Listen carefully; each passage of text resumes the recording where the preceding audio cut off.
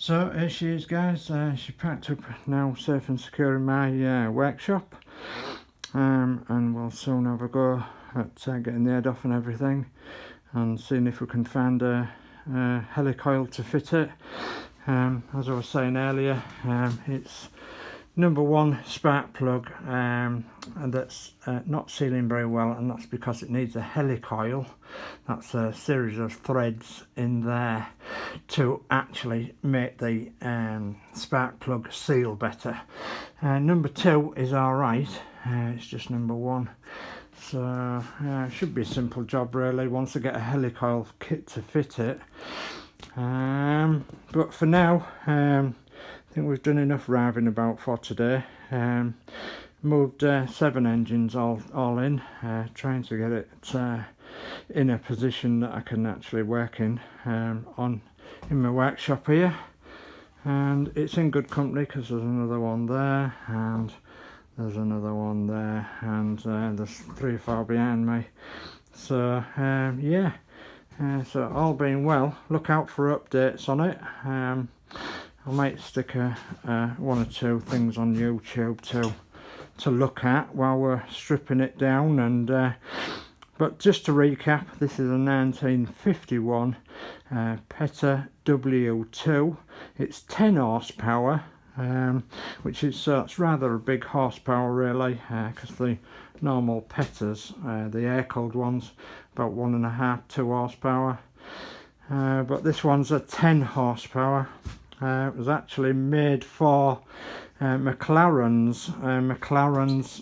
There was a big McLaren's engine, much bigger than this, that needed air starting. So it used to run a compressor, and it used to boost compressed air up to a certain poundage, and then all of a sudden there was a big release valve released, and it would start a gigantic McLaren engine, probably with a generator on as well. So that's what its job was originally. It was an industrial engine, not a agricultural engine. The very rare, this type of engine, the Petter W2s. I only know of another one.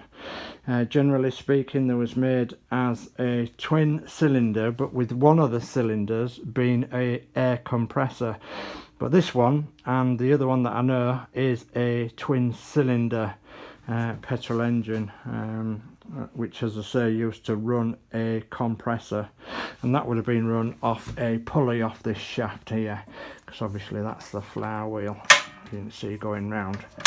So, and then you've got your starting dog at this side.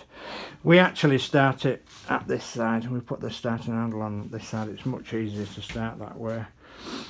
So you've got your twin inlets and outlets of the exhaust and inlet manifolds, and then you've got the carburetor just under here, and then you've got further under, you've got the magneto, which is obviously a Y-core magneto, and it produces, as I say, 10 horsepower at about 1600 RPM, and it's a beast. It really is a beast. We love it to bits, and as I say, it was given to me by my son as a Christmas present, and my goodness me, what a Christmas present indeed. It is a cracker, it really is. So there you are, guys. Hope you've enjoyed that little update and a